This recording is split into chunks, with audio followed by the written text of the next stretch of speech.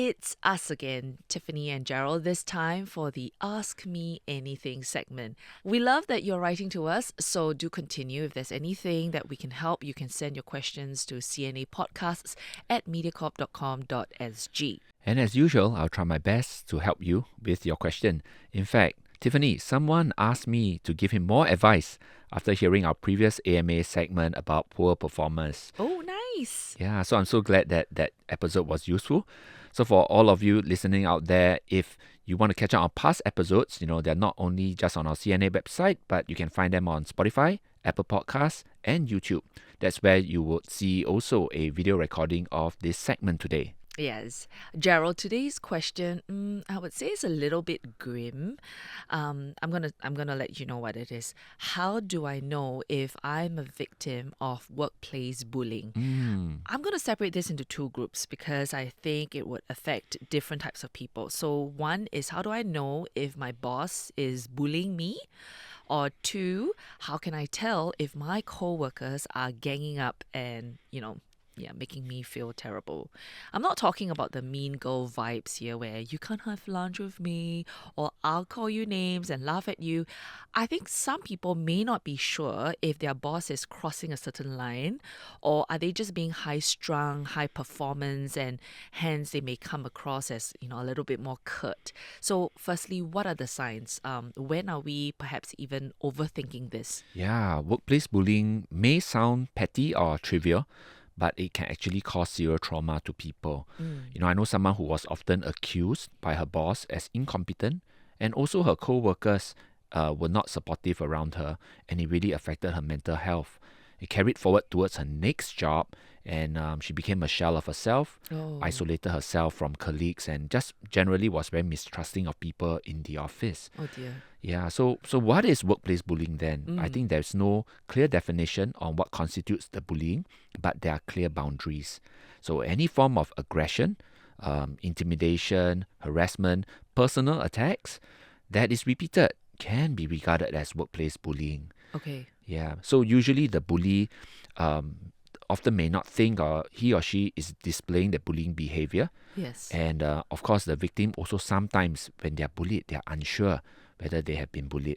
So this is often how the issue starts, right? The behavior is there and the person doesn't know whether they have been bullied. Yeah. So I think one of the ways to help ourselves not to really know whether are we overthinking it or not is to maybe do a sanity check with others, whether the behavior is indeed bullying, confide in a trusted friend, family member to ask them how they view this situation. Is this normal? Right? Because sometimes when we are in the situation, we cannot see it clearly.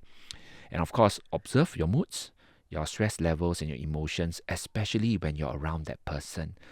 If things become dysfunctional, you can't sleep or you get panic attacks, then you know that it has become a problem. Yeah, but sometimes, let's say, for example, if your boss is just a very high performance individual, they expect results, they expect, good outcomes, and they may come across as just bam, bam, bam, bam, bam. This is what you need to do. Let's get this done.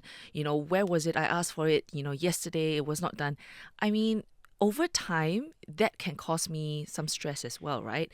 Is that, bullying or, if I perceive that, most of the work gets always tossed in my direction.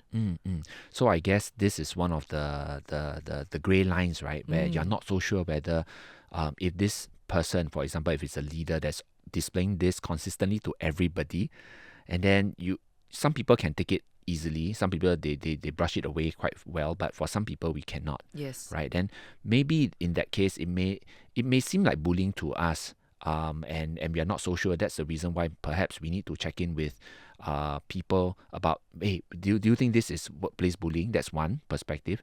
Another one is to really monitor our own responses, because it could be traumatic to you. All right, and we cannot use other people's responses as a benchmark to how you feel. Yeah, so bullying can be quite subjective, in that sense. Yes, it can. Yes.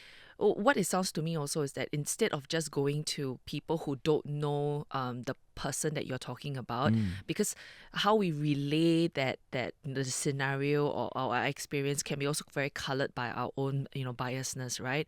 So it's also to talk to perhaps close colleagues, people who can, people who have seen, what has happened. Maybe they can also give a bit of a more fair assessment as to whether the attacks seem to be directed at you or is just, Yeah. scattered Yeah. throughout the entire team. Yeah, and I think Tiffany, one of the points that I'm thinking about now is about, if this if this is just an isolated incident, or rather it's a isolated experience with this person, you've never encountered these kinds of feelings, and it's only interacting with this person, right, that you get this, then perhaps it can be considered as isolated. But if today this has been going on for some time with different people, whenever some people just mentions a little bit about maybe your work performance, or they points out certain things about how you've been doing, and whether in school, in workplaces, and then you get the same response, then you start to realize that perhaps this may not be bullying. Perhaps this could be something that I'm just finding harder to deal with.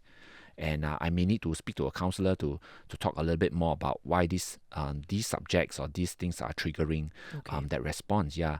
So I mean, we have been talking about how to identify. So there's no clear way. We really have to look at each situation and to consider whether something is considered workplace bullying. And certainly, we shouldn't just classify every scolding, as a workplace bullying incident. Yes, I mean, don't be oversensitive. That's what you say. Yeah.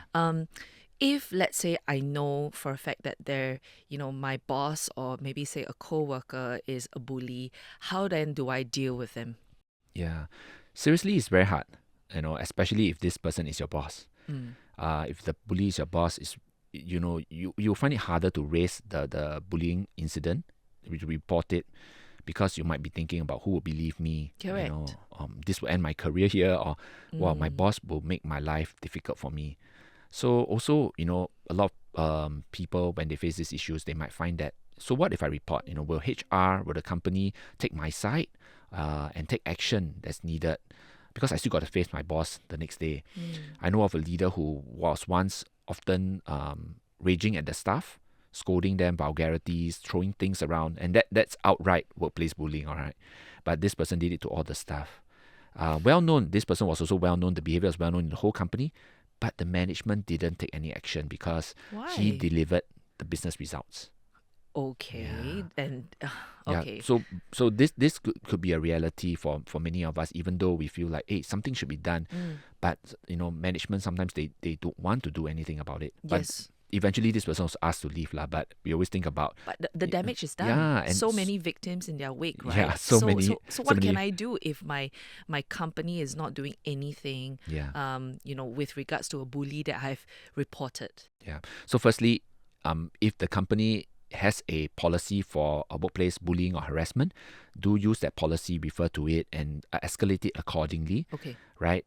So you still have to do that first, and of course, sometimes the reporting itself may involve having to review identity, and you have to be a bit comfortable with it because they need to find out a bit more from you, right? And then if let's say there's no such policy or things don't move, you could consider reporting to TAFEP, the Tripartite Alliance for Fair Employment Practices. They do have a hotline for workplace harassment. Okay. Right. Of course, in cases where it involves physical intimidation, violence, or abuse, please make a police report. Right. And of course, all this reporting sounds like, wow, it's going to be long drawn. The problem's not going to be solved. I'm still going to have to see the person the next day. But we shouldn't be deterred from reporting it, lah. Okay. In the process of reporting, so just remember to keep any evidences, Yes. screenshots, emails, recordings of things that have happened, so that you can build your case to support your report, lah. Yeah. And one other thing is, if you could, avoid the person. If you could avoid the person, or you could warn that person as well that you'll be reporting to higher management, or you have reported to higher management. This is especially difficult. It can be seen as a career suicide move, and not many people will be feeling up for it, lah. Absolutely. Yeah, but we have to be confident in our right to not be bullied. Yeah. The thing with bullies is that they continue if you don't stand up to them. I mean, they don't grow up. They just move from the playground to the workplace. So it's important that if you can, stand up to your bully. If not, find somewhere else, because it's just Yeah. really not worth it to spend, most of your day having to deal with somebody whose main aim is to make your life difficult. Yeah, that's right. That's right. So we hope you found this helpful. If Gerald's advice has given you some clarity, let us know as well. We'd love to hear from you. We are on our usual CNA social channels, or you can leave a comment on Spotify, or even YouTube. This is Tiffany. And I'm Gerald. We wish you a super work week ahead.